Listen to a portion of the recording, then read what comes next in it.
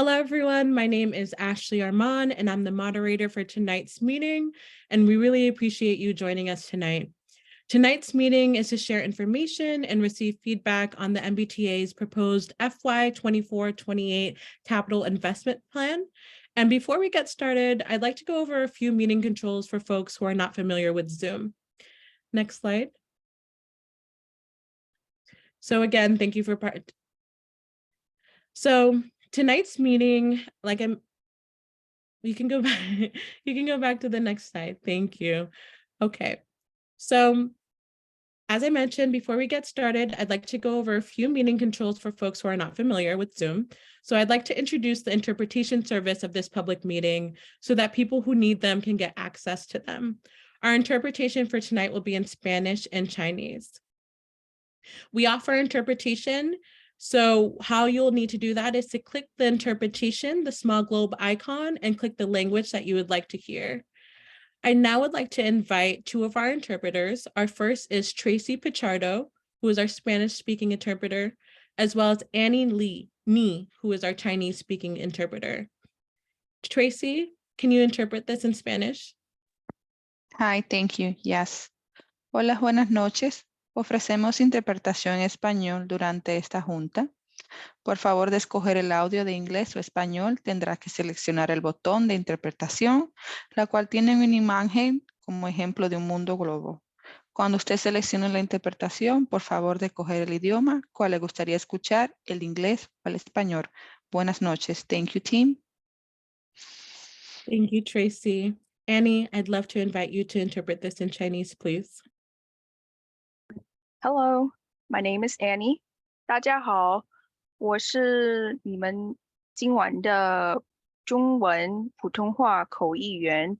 如果你们今晚需要口译服务的话，可以在你的屏幕上点击网络仪，然后不是点击写 interpretation 网络仪，就是可以选择你想听到的翻译成的语言。谢谢大家。Thank you both. Please note that closed captioning is available in this meeting as well. So you can click the CC button at the bottom of your screen, and you can click and drag the captions to better see the presentation. We have ASL interpreters that will be here for tonight. So you can pin the interpreters in their video and click the ellipses at the top right corner of the interpreter's video and select Pin Video. Our interpreters are marked with their names and ASL listed. So you'll see ASL, and then the interpreter's name. Our first interpreter for this evening will be Carrie, and our second interpreter will be Denise. Next slide, please.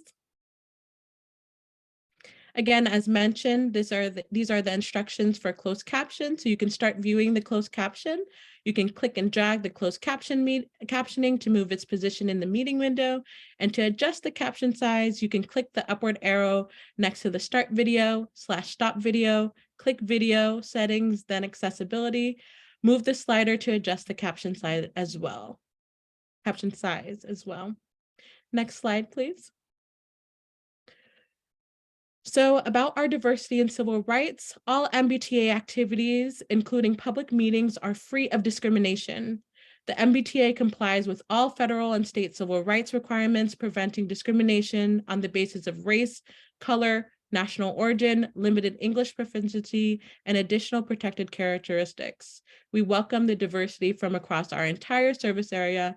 And if you have any questions or concerns, we ask that you please visit our website at www.mbta.com/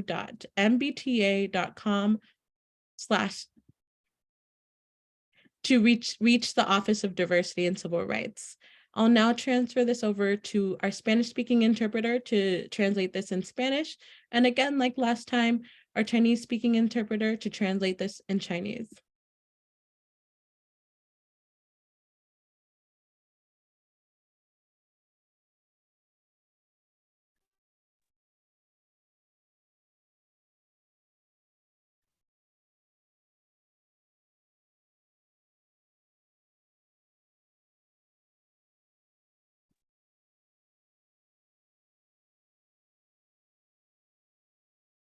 Perhaps we may be having some technical difficulties. So again, these are translated in Spanish and Chinese on the screen. And so now we can move to the next slide. Okay, these are all the overviews for the technical side. Again, if you have any questions, you can reach out to technical support, MBTA here in the chat to send us a question and we'll be able to answer them for you. I'll now pass this over to Jillian Linnell, who will give the presentation, and we ask that you please hold all comments till the end of the presentation for the Q&A. And finally, we have this plan to go until 8 p.m. Eastern this evening, so we really look forward to hearing all of your feedback after the presentation. Thank you. Jillian, take it away. Great, thank you. And good evening, everyone. Welcome to the first public meeting that we are hosting on the MBTA's proposed fiscal year to 2024-2028 Capital Investment Program. If you could go to the next slide, please. Wonderful. As it was just mentioned, my name is Jillian Linnell. I'm the Senior Director of Capital Program Planning at the MBTA. Regarding the run of show today, as we've kind of already mentioned, up front, we're going to spend a bit of time running through a presentation and detailing the proposed 24-28 CIP, including how the process that we use to develop the CIP and also what is included. And then we should have plenty of time at the end of the presentation to hear from all of you. So the MBTA's Capital Investment Program is a short-term, financially constrained investment plan that includes all of our capital expenses for the next 5 years. It's a rolling plan that the agency updates annually. It funds the planning, design, construction, maintenance, and acquisition of capital assets across the entire transit network. Next slide, please. To help set the stage for what is included in the MBTA CIP, this slide offers a high-level look at the system, which includes 3 heavy rail lines, 2 light rail lines, bus, commuter rail, ferry, and the ride, which is the MBTA's paratransit service. Also included on this slide are the number of stations or stops on each of these lines, the total number of vehicles in our inventory that provide service across the different modes, and the total number of riders reflected as an average of weekday trips as of October 2019 and October 2022. Next slide, please. Over the last 5 to 7 years, the MBTA has dramatically increased our overall capital investment, and we continue to sustain an unprecedented level of investment focused on the safety and reliability of our system, the modernization of our assets, and the strategic expansion of the network. Many of these capital investments, some of which are highlighted here, have been in the works for a number of years and continue to produce real and significant improvements to the condition of the MBTA's many assets. Next slide, please. Looking at the development of the MBTA's 24-28 CIP, the agency focused on a number of key policy objectives, including first, the prioritization of safety and reliability investments, second, building towards enhanced and improved system accessibility, and third, promoting system sustainability and resiliency. These objectives will also be covered a little bit later in the presentation. Thank you. So consistent with previous years, the MBTA does undertake a robust process that strives to build a capital plan that reflects a balanced portfolio of investments. The CIP development process, as outlined here, includes 6 key steps. The process begins with the collection of updated cash flows for our existing projects, which inform our understanding of available sources and our estimate of the funding level that we expect across the 5-year window. Each year, we conduct a call for projects where sponsors from MBTA departments submit requests for funds. These requests include new capital projects and/or additional funds for existing projects. All requests are scored by small cross-functional evaluation teams using criteria that include system safety and security, mobility, cost effectiveness, sustainability and resiliency, policy support, social equity, and economic impact. The CIP is sorted into distinct programs, and in advance of prioritizing our investments, program sizes are set based on the priorities of the agency. Using the scoring results, prioritization meetings are held with MBTA leadership to determine project priorities within each of these CIP programs. Projects recommended from the CIP prioritization process are incorporated into the 5-year CIP based on priority, capacity, and availability of funds. The exercise of constraining annual cash flows to available sources and delivery capacity is referred to as sequencing. The proposed 5-year CIP is presented to the MBTA board and released for a 30-day public comment period before being finalized and presented for board approval. Next slide, please. The MBTA's capital plan is a priority-driven investment strategy and is broken down into priorities and programs. The highest level of the organization is the priority, and there are 2 distinct priorities that we allocate programs under. The first is reliability and modernization, which focuses on investments that improve the safety and reliability of the system, along with the modernization of our existing assets. The second priority is expansion, which includes targeted investments to increase system capacity or multimodal options. Underneath the investment priorities are our 10 CIP programs, which are presented here. All projects in the CIP are sorted into one CIP program. And as I mentioned, programs are sized annually to align with the agency's needs and strategic goals. Next slide, please.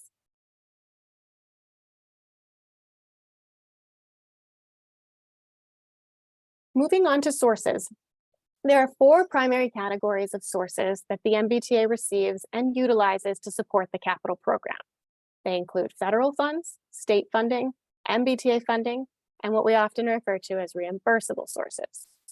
Under the federal category, so starting on the left-hand side of this slide, the MBTA receives formula funding through 3 programs administered by the Federal Transit Administration. Each of these programs has their own unique goals and objectives. The 3 programs include the Urbanized Area Program, which we commonly refer to as Section 5307, the Bus and Bus Facilities Program, which is Section 5339, and the State of Good Repair Program, which is Section 5337. These 3 formula programs provide predictable annual funding levels to support the MBTA's capital program. In addition, the MBTA is eligible and is often awarded competitive funding grants from a range of federal agencies, including USDOT, Federal Transit Administration, and the Federal Railroad Administration. And once awarded, these funds are also reflected in the CIP as sources. Moving on to state sources, the MBTA currently receives state funding as either Commonwealth Rail Enhancement Bonds or Commonwealth General Obligation Bond proceeds, which we commonly refer to as bond cap. These primarily support specific projects such as South Coast Rail Phase 1, GLX, Red Line, Orange Line vehicles, and infrastructure improvements, and the procurement of bi-level commuter rail coaches. The third type of funding included in the CIP are MBTA sources. The first subcategory of MBTA sources are bonds, which broadly includes taxable, tax-exempt, and sustainability bonds, which are made available each year to support the MBTA's capital program. A second component of our MBTA sources are Build America Bureau loans, which the MBTA can pursue to support large, federally eligible capital projects. There are 2 programs, TIFIA, which is the Transportation Infrastructure Finance and Innovation Act, which provides loans for transit projects, and RIF, the Railroad Rehabilitation and Improvement Financing Program, which offers loans to finance railroad infrastructure. There are 2 more MBTA sources. First is operating budget transfers, which are funds that pass through from the MBTA's operating budget to the capital program. And finally, there is the Capital Maintenance Fund, which is a limited fund held by the authority that may be used at the discretion of the CFO. The final type of funding that the MBTA receives are reimbursable sources, or funding from outside sources that are established through partnerships or formal agreements to complete a specific scope of work. Next slide, please. So moving on from sources to what projects are included in the 5-year plan, As currently drafted, the proposed 5-year CIP includes 600 capital projects, representing $9.2 billion in programmed spend being executed by 30 MBTA departments. Reliability and modernization investments account for the majority of the planned and other underway investments, representing $8.7 billion of anticipated spend. And there are also 10 expansion projects currently in the CIP representing just over $500 million. Also included on this slide are the top 15 projects as defined by fiscal year 24 to 28 projected spend, many of which are well-known underway investments. They include South Coast Rail, GLX, fare transformation, a number of notable vehicle procurements like Red Line, Orange Line vehicles, GLX Type 10 vehicles, hybrid buses, and bi-level coaches. Also included is the Quincy Bus Maintenance Facility, the Safety Critical Green Line Train Protection Project, track and signal work, ATC implementation, and North Station Draw Bridge replacement. Next slide, please.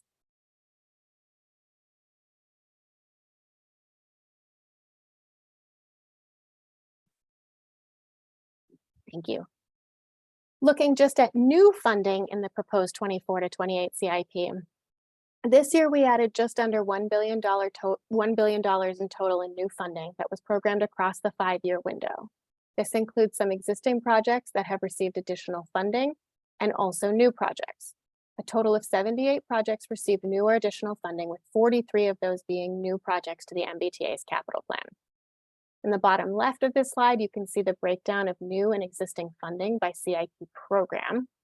And then on the right-hand side of the slide, the list shows the top 25 safety-related projects receiving new funding, which means these projects have been tagged as safety sensitive due to the safety components or related safety benefits that help reduce potential hazards and identified safety issues, which taken all together demonstrate a clear focus by the agency on clear safety and state of good repair investments across the entire network. Next slide, please. So the next couple of slides offer a more detailed look at the key policy objectives of the proposed 24 to 28 CIP, which I introduced at the top of the presentation. As noted, the first objective is the prioritizing of safety and reliability. There are over 475 safety sensitive and reliability projects in the MBTA's capital program. This includes projects to support the authority's response to the FTA safety management inspection, over 300 critical reliability projects that will inspect, repair, and upgrade the MBTA's assets, and more than 20 projects focused on system safety, training, and asset management solutions. On the right-hand side of the slide, we have noted a number of projects by mode that prioritize safety and reliability. I also want to note that you can also visit the MBTA's website, which is linked at the bottom of this slide, to learn more about these and many of the other MBTA's critical projects that are currently underway. Next slide, please. The CIP is also focused on building enhanced and improved system accessibility. And to support this goal, the plan includes over 90 projects with significant accessibility benefits to enhance and improve system access, accounting for roughly $1.9 billion of program spend. This includes over 40 projects that will enhance accessibility at the MBTA stations, bus stops, rail and grade crossings, platforms, path of travel, surfaces, and public announcement systems.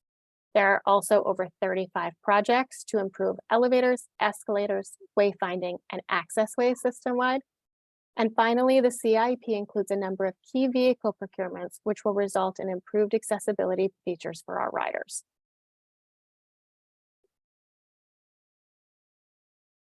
Next slide, please. Finally, the capital plan is focused on promoting system sustainability and resiliency, with over 150 projects accounting for roughly $3.6 billion in program spending. There are over 70 projects with system resiliency benefits included in the CIP that will support the hardening of the system against flooding and other extreme weather events and conditions. There are also over 20 projects with system sustainability benefits supporting system electrification and the reduction of carbon emissions related to our fleet, facilities, and energy assets. Next slide, please. Before moving off the topic of sustainability and resiliency, I do want to take a moment and highlight some of the key efforts the agency is currently advancing to support the electrification of our bus and commuter rail network. On the bus side, the CIP includes investments which support the MBTA's bus electrification strategy. Specifically, it includes key investments like the procurement of battery electric buses to initiate the conversion of our fleet to zero-emission technology, and the modernization of 3 bus facilities at Quincy, North Cambridge, and initial design funding for Arbor Way that will all support these fleets. On the commuter rail side, we are continuing to invest in the first phase of regional rail transformation as defined by the FMCB in 2019, which is to deliver electrified service to the Providence, Stoughton, Fairmont, and Newbury Rockport lines. The CIP includes planning and studies to help inform the implementation of rail transformation, initial planning support for the procurement of a future fleet to deliver electrified rail service, and an immediate focus on no regrets investments, which will provide benefits to customers regardless of the fleet or power technology which is ultimately chosen. Examples of these investments include turn track improvements at key locations to enable higher frequency service. Next slide, please.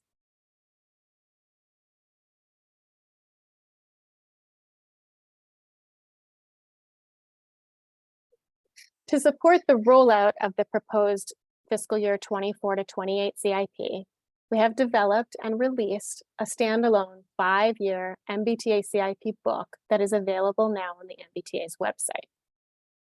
This document is structured around 4 major components. First is an overview of the capital plan, which includes details about what the CIP is, how it is funded, our investment objectives, and the annual development process. Second is a summary of fiscal year 24-28 investments and funding awarded to new and existing projects. This also includes an overview of our safety and reliability, system accessibility, and system sustainability and resiliency objectives. The third section includes 1-page overviews for each CIP program and for each mode/line. And finally, there is a detailed listing of all capital projects included in the 24-28 CIP, which includes brief project descriptions, phase, primary mode, planned 5-year spend, total authorized budget, and within this list, we also specifically note which projects received new funding in this current CIP.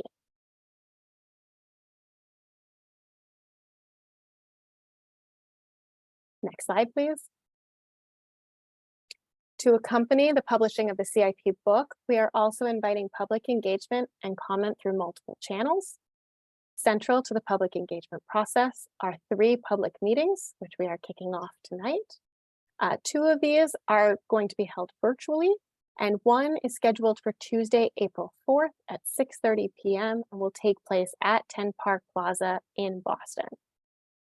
In addition, we would like to encourage everyone to share their comments using our online public comment tool, and we will put that link to that comment tool in the chat. And we will also be accepting comments via email or letter. Next slide, please. Finally, the public comment period is scheduled to wrap up on April 24th.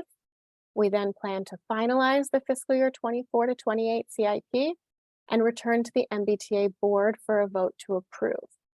With that, I will conclude my formal presentation, and we are happy to take any comments.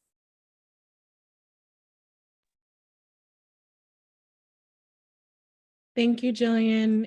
So for everyone in the room, if you want to share a comment or ask a question, please use this chat feature at the bottom of your screen to submit your typed question or comment to ask questions here. So in the chat, you'll see someone entitled Ask Questions Here. You can send your questions there and we'll be reading them and going from there. So for those joining on the phone, you can use your raise hand by pressing the star button and then 9.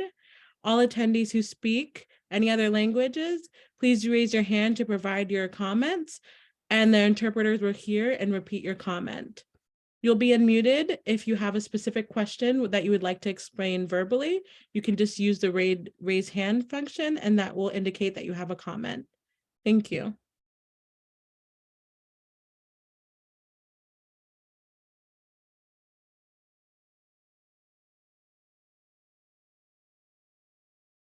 Jim Hawkins.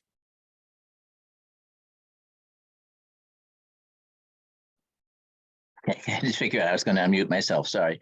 I'm the state rep in Attleboro, and needless to say, I'm very concerned that the commuter rail station in South Attleboro has been closed now for a couple of years. And we're a gateway city, and that's the low income part of the gateway city. I'm very concerned about that. And I'm noticing also that the Providence line is one of the first to be electrified, and was the biggest station on the Providence line before it closed, before the pandemic. So this isn't so much of a question. I plan to submit testimony as well. But my comment would be, nobody has visited that station since Secretary Pollock came out. Before the pandemic, that was a priority. So Secretary Pollock came out to visit it, and nobody from management. And I understand there's a lot going on, but I would greatly appreciate if somebody could come out and actually see it and understand. We're part of Boston too. People in Attleboro work in Boston. We're a critical link. It seems like a lot of the projects seem to be inside 128. So not so much a question, but just a comment. And thank you for allowing me to speak. Thank you, Representative, and we will be sure to take that comment back. Thank you. Appreciate you being here tonight.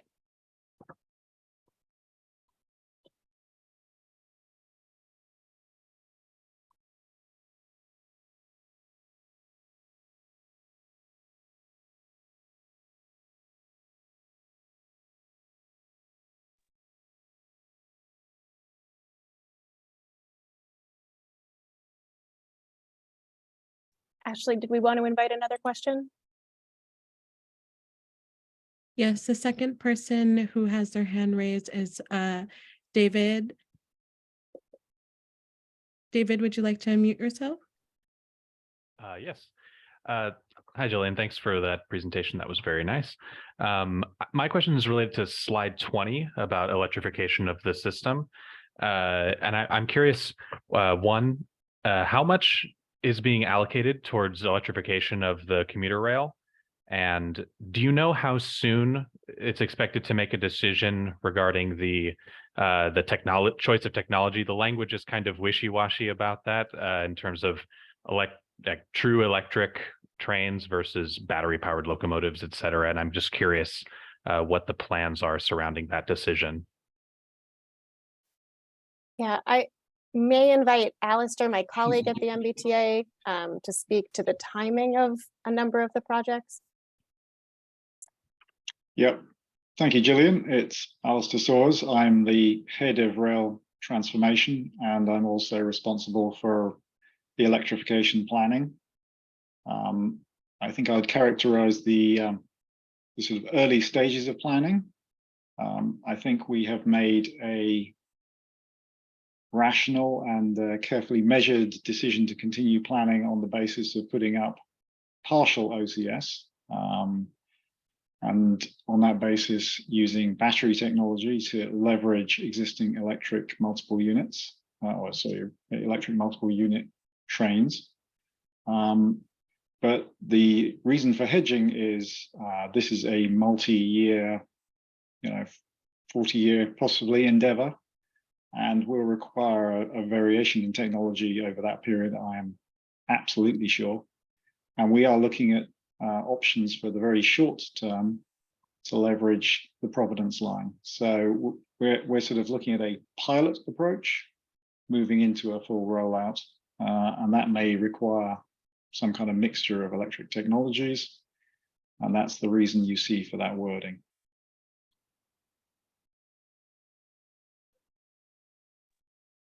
Thank you. The next question that we have is, some projects take more than 4 or 5 years to complete. Using these tables, how does one tell if a particular line item has already spent authorized budget before FY 2024 or will spend more after FY 2028?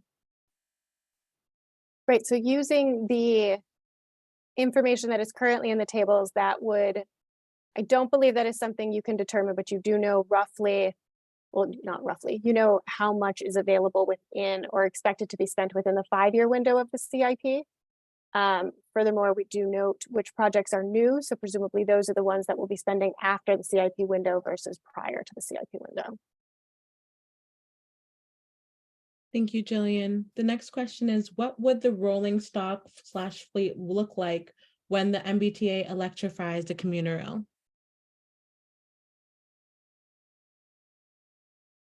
Alistair, would you like to address that?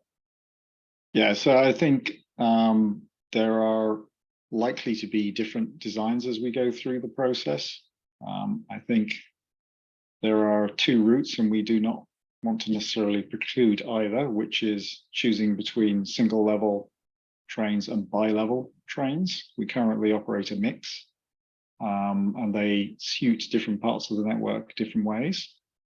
And depending on the technology and our ability to build more expand and build high-level platforms to match the length of the trains, we may be going in one direction. So this is a system-wide choice, and it may differ by line. At the moment, we have not made a decision. We're retaining that flexibility. We have reached out to industry, and they have models that can accommodate either approach. So we can't comment on design, and certainly we would reach out to the public and have a extensive consultation process in the early stages as we write a design specification, and that's kind of what will be our next step. Thank you, Alistair. Paul, you have your hand raised.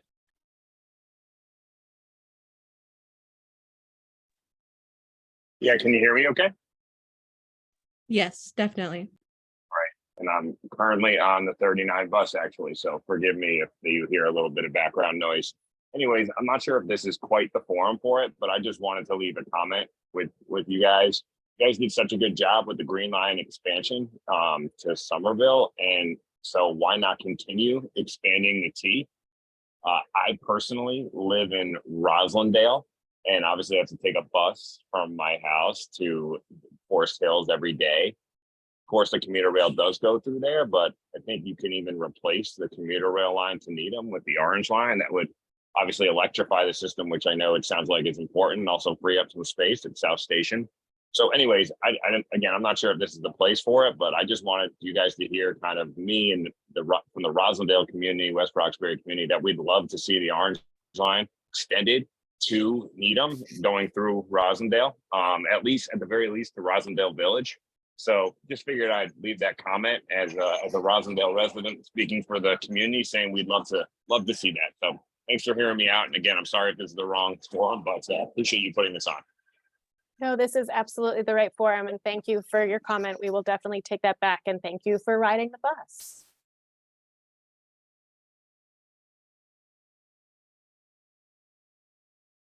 Jay Wang.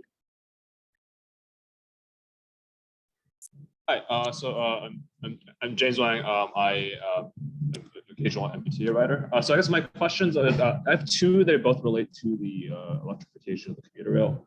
So my first question is, are there any plans to? So my understanding is that the Providence line is mostly already electrified.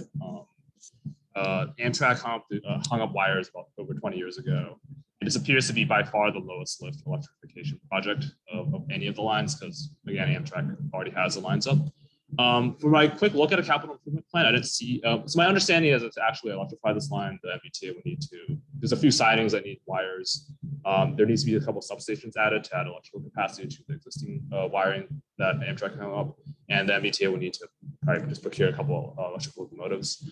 I didn't see any plans to spend money on any of those things to actually electrify the Providence line in the capital improvement plan. I was wondering if there actually were plans, or if for 2024 to 2028, it was purely just more studies, or if there are actually any plans to actually construct those things. This is by far the lowest lift of any of the electrification projects. It's that one line.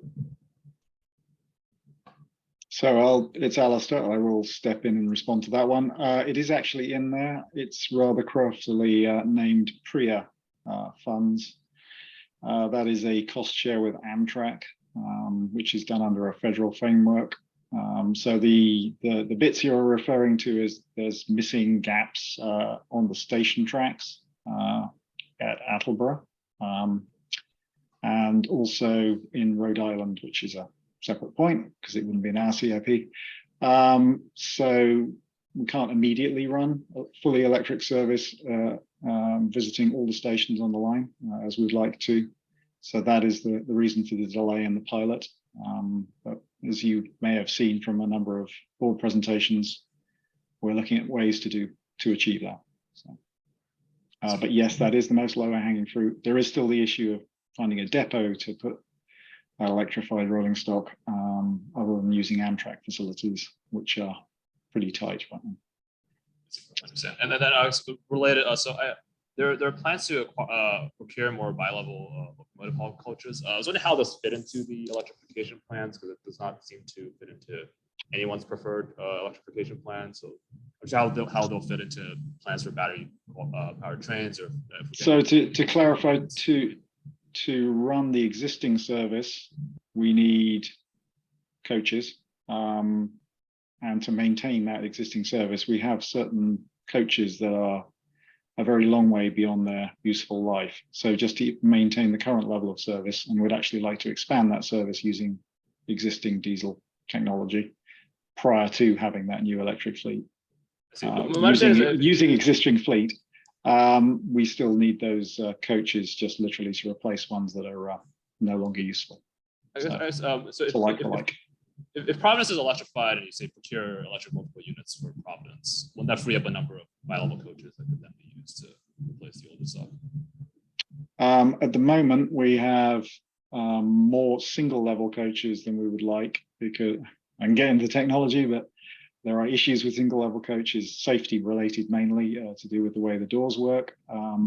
So I don't want to get into that level of detail. Happy to take that offline, but nevertheless to say we would like to have an all bi-level fleet with traction interlocking is what it's called, which is significantly safer. So that is the first step, and it is still a service level step. So that's the focus as for that modernization, and it is something that's been in the works for a very long time and does not stop the use of electric locomotives. So that would be possible, obviously. Okay. Those are all the questions I had. Thank you for responding. Thank you. Thanks. Thank you. The next question is, okay, it's from that train guy. Who I'm gonna just read your questions since you sent it in the chat as well. Or would you like to say this out loud?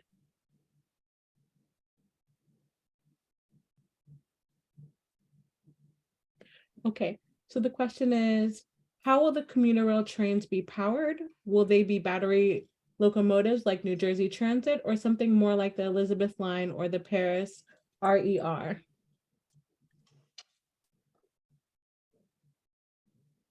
I'll take that again. It's Alistair again. Thank the train guy for a very good train guy question. So we have looked at a variety of technologies. We have honed in on the use of electric multiple units. So that would be a bit like the Elizabeth Line or RER, or for that matter, Long Island Railroad's M9 trains. All of those are, by their nature and their drive, capable of also running using multiple power feeds.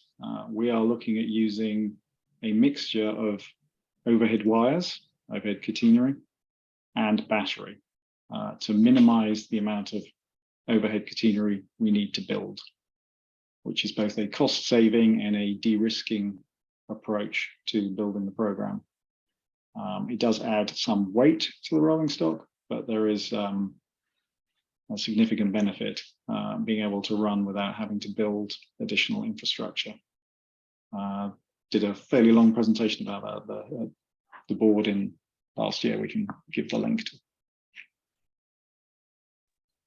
Thank you, Alistair. And Paul just reaffirmed again to extend the Orange Line to Rosendale for all of us, because it would be such a great benefit, Paul. Thank you. We've heard you, and we'll definitely send that over to the stakeholders who need to hear it most. Patricia?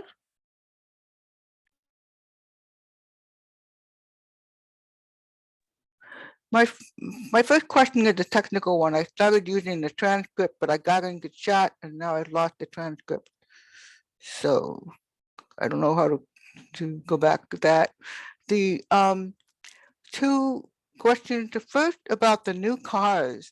There's only one row that has full seats for people to sit comfortably. The other row across from it is kind of like a curved bar. The first time I rode a train, I found a lot of everyone was standing by the curved bar because there was no room for them to sit down in that thing. So that's one comment. The other is a question of how long the delays on the tracks will last. So thank you very much for your comment on the cars.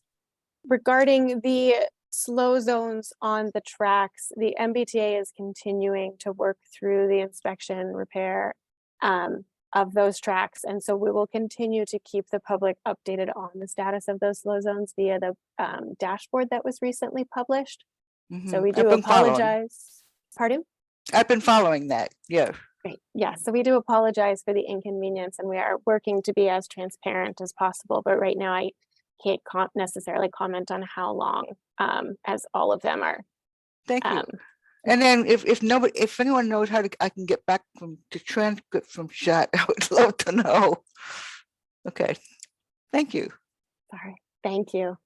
Patricia, I went ahead and put those instructions in the chat, and then you can just ping me in chat privately if you'd like to go back and forth. Thank you. Okay. That train guy, again, what is your name? So I can say your name too, unless you would like to be referred to as that train guy. I see that there's another question.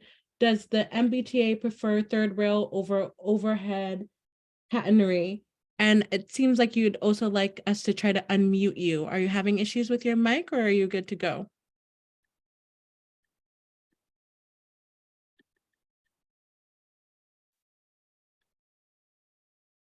Okay, you just pinged me saying yes, unfortunately. Okay, so I'll repeat your question again. So does the MBTA prefer third rail over overhead catenary? So it's Alistair. I'll take that one as I think it's directed to regional/commuter rail. So in that case, as you may know, Amtrak already operate overhead catenary, technically 25 kV. So that is a international standard for heavy passenger rail and intercity rail, and actually high-speed rail. We see a lot of benefit in a fairly open standard and a fairly well-supported standard with many manufacturers. And it also actually has the capability to charge batteries when the trains are underway as well. So that has a lot of benefits. Third rail also has some benefits, but typically is more useful for lower operating speeds, and it's much more conventional with subway issues with snow as well and stuff like that. So that's the difference. The subway side of the house will probably always be, or mostly be, third rail, and on the regional rail side of the house, we'll be focusing in on OCS, overhead catenary. So.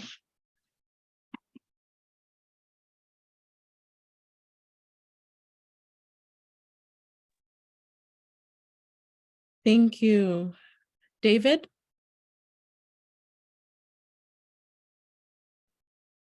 Okay.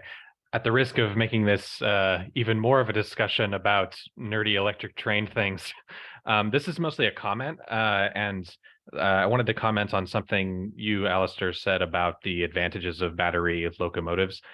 I'm very skeptical of that technology for a number of reasons, not the least of which is you said there's initial cost savings, and that's true. It is obviously cheaper to buy a locomotive with a battery than to put up catenary wires across miles of tracks, but the batteries only last 5 to 8 years, and then you have to replace them, got to buy more. There's a massive carbon footprint associated with that because they are full of rare earth materials. They're extremely heavy. which means eventually you're just going to end up putting overhead catenary wires eventually anyway, right? Probably should have done it 50 years ago, or maybe 100 years ago, right? This technology is not exactly new. So I'm very skeptical of that approach, even as a stopgap measure, because I think we all know a lot of times when you say something's a stopgap, it's really, really hard to move off of that once you've done it, right? Because you say, oh, we've spent all this money buying these things, just keep using them, right? Which will cost more in the long run. It won't meet climate standards because, again, you have to replace them. They're not as reliable, they're not as powerful, they're not as flexible as EMUs. So I'm very against that technology as even a stopgap measure. That's just my opinion, but that's how I feel about it. So I acknowledge your opinion. All I can do is, you're welcome to your opinion, and we register that. I would just reflect that we did understand some of these issues. When we did analyze it, we did it on a whole life cost basis. We allocated costs for operating, replacement.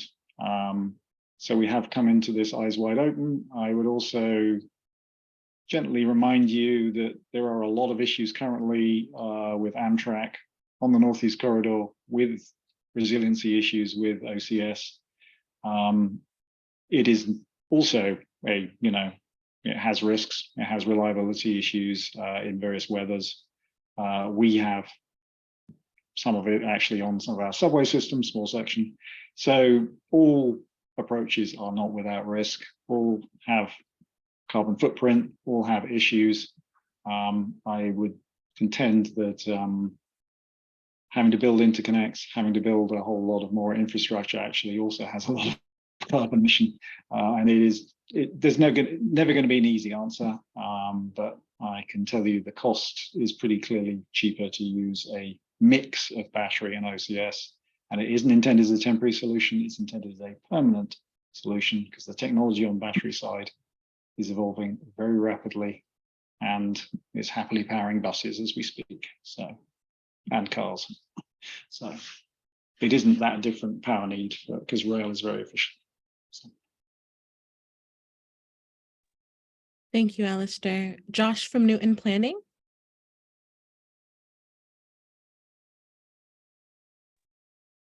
I think you're muted. All set. Thank you, Ashley. And thank you to the CIP team for all the work that's gone into this CIP. Sorry, Josh Ostroff, Director of Transportation Planning for the City of Newton. I just want to first thank the folks that have worked so hard to bring us this product. Second, acknowledge the importance of prioritizing safety and reliability. And third, to talk about accessibility. If I am reading this correctly, I don't think there are any new station accessibility projects, at least on the commuter rail side, proposed in the CIP, but perhaps I'm missing something. I know there are several underway in Natick where I live, and Winchester and several others, but I don't know if that's system-wide. Have we paused those initiatives for the time being, which would be understandable given limited funds, but I just wanted to get clarity on that. Thank you. Yeah, thanks, Josh, for the question and comment. Appreciate both of them. So as we presented at the MBTA board meeting, through the CIP development process, we evaluated 200 reliability and modernization project requests, totaling roughly $12 billion worth of need. So the need across the system definitely far exceeds our availability of funds. So we did have to make very critical decisions to fund and prioritize safety and state of good repair investments across the entire network.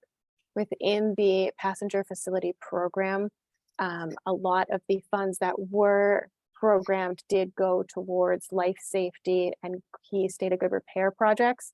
Unfortunately, we were not able to fully fund a new commuter rail station this year, but we are continuing to advance a number that are existing in the CIP. We definitely are not pausing that program by any means. We are continuing to prioritize our investments in our passenger facilities. But we are, like everyone else in the industry, dealing with a lot of cost increases due to inflation. And unfortunately, that has forced us to focus on some of our existing facilities and projects underway, as opposed to being able to seek new ones. We do remain committed to our discretionary grant program. We were very successful this year in the ASAP program and receiving $66 million for the Symphony Station project, and we will be continuing to utilize that opportunity to seek additional funds for accessibility improvements across the entire network. Thank you so much, Jillian. Fully understood.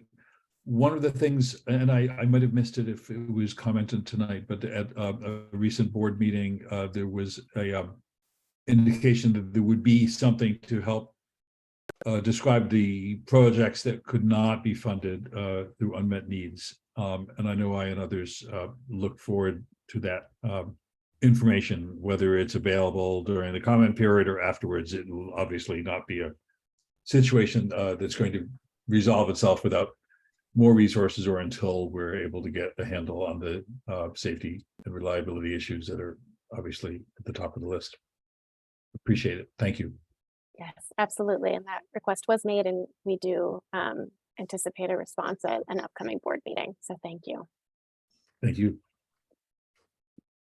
Jillian, can I just clarify? There are some small amount of funds for accessibility projects at current stations that do not have accessibility. And I guess Chris can also comment on this.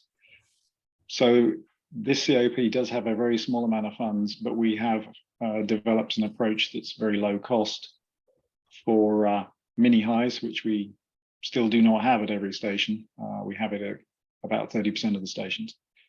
So we will be continuing with that program and adding accessibility improvements to commuter rail stations. We have a priority list. Yes, we are continuing to look for innovative ways to address the accessibility at our stations, including additional funds for freestanding mini highs at a number of commuter rail stations. Thanks, Alistair. Thank you. The next question that we have was sent from the transit guy again, and it says, another question I have is that, is the MBTA considering a north-south rail link? And if so, what are the plans for it? At this time, the MBTA does not have any new funding in our capital investment plan for that project. So right now we are just, I believe there are a number of other older studies that currently exist that have explored that option. And those continue to be what we are looking at. Obviously, the MBTA, along with our partners at MassDOT, have identified a number of expansion projects across the entire transit network. And those continue to be considered, although the focus of this capital investment plan and the limited funds available is definitely focused on the safety and state of good repair of our existing system and assets at this time. Thank you. Paul?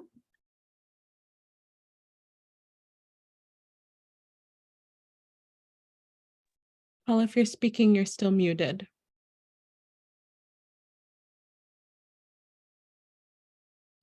Okay, so this is the end of our questions. Does anyone have any more questions?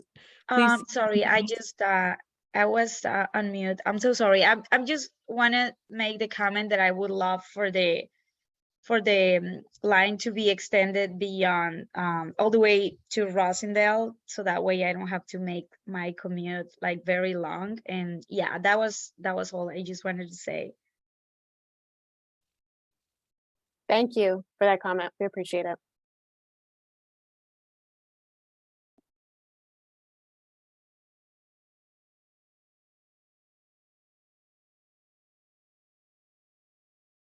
Okay, the next comment that we've received is from Colleen. Just a comment, don't need to speak.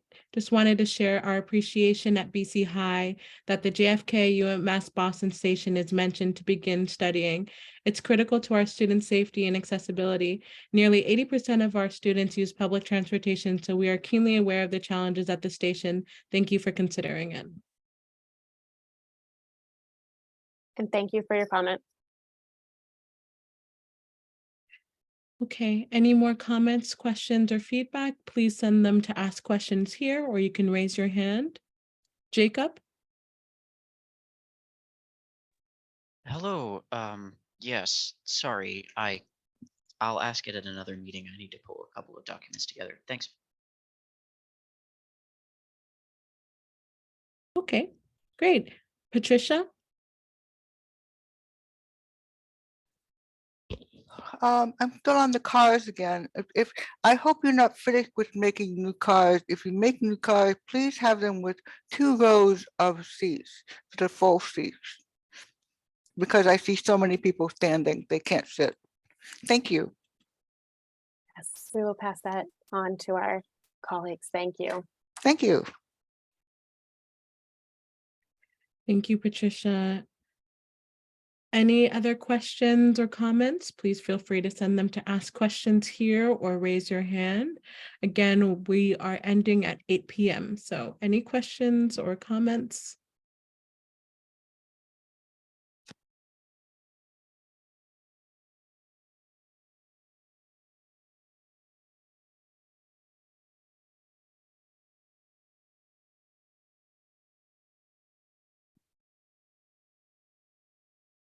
Okay. Looks like we don't have any other questions or comments here. Okay.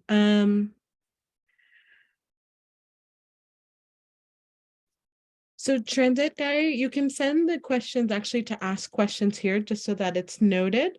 But I can also say this aloud as well. You mentioned, are you able to unmute, or can you send this to me again so I can have it accurately to say? Okay.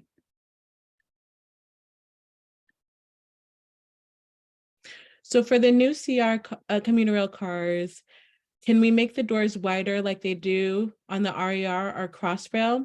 Currently, the doors are quite narrow for people to get on and off efficiently. And so I don't need, currently the doors are quite narrow for people to get on and off efficiently. So as a comment, just for the new commuter rail cars, to make the doors wider like they do on the RER or Crossrail, because currently the doors are quite narrow for people to get on and off on, as a comment to you. Okay, any other questions or comments? Okay, one other question. There are clearly projects where more funding would help. Are those unfunded projects listed anywhere? So the phase of the current project as it's in the CIP is noted in the project list at the back of the CIP document. However, we do not identify in this format which ones are in need of additional funds. However, that is obviously something we track at the agency level and that we look at very closely as we're making our investment decisions each year through the CIP development process.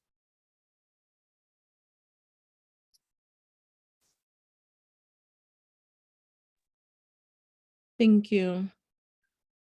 Please feel free to send your questions to ask questions here. You can also have the raise hand button.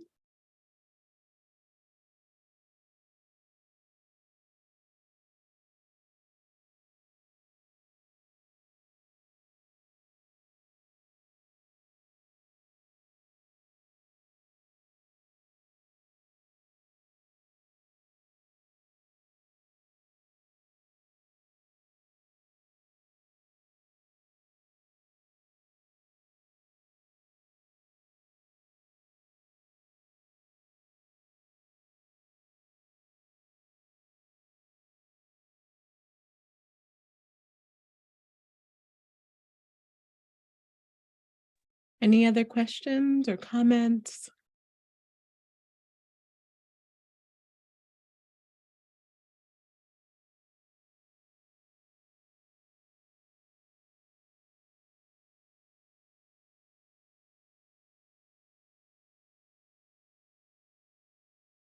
For those that sent me a question in the chat, DM me privately, can we make sure that the question is fully complete? So that I can have them and not just one word.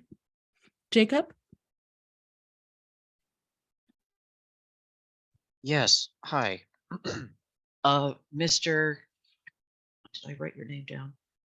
Mr. Sawyers, you mentioned that there's the T is really averse to building new and erecting new catenary wire. What are when you were doing your lifetime analysis, what were the largest struggles with erecting new wire? What walls did you run into that made that hard? Okay, so first of all, I can refer you to last year's board presentation. Unfortunately, I don't know the exact date, so we can give the link in the written response. But secondly, that kind of gives a visual representation to some of the issues. But so a number of these actually came up on Amtrak's construction of the Northeast Corridor electrification. So first is overhead bridges. We have a number of low bridges and actually tunnels. Second is drawbridges. Those, as you might imagine, are quite hard to electrify. It's not impossible, and Amtrak came up with a solution, but it is for them and future potentially for us quite unreliable, and they've had a lot of issues. The other issue is a more basic one, which is permitting. The more OCS you put up, the more potential there is for environmental issues. That's requiring permits in each individual jurisdiction, which in the Commonwealth is actually at the town level. So the delays that can be involved and the risks to the program can be significant. Then there's the additional point of having to build more of everything, and that includes substations to feed the current wire, the OCS that you put up. Whereas if you're battery, you can charge in shorter sections and then run under battery. Those are firstly require additional land, which we do not own, so that's off our site, require interface with the grid, and require additional interconnects to high voltage feeds. And in the previous presentation, we showed the example of Newburyport, which is 6 miles from the nearest high voltage line. So that requires building basically a new transmission line across properties, and that can take a very long period of time. And I just give the example of Caltrain in San Francisco Peninsula. They're currently multiple years late due to the issues related to constructing additional substations and those interconnects in high value real estate. And we have a fair amount of that along our network.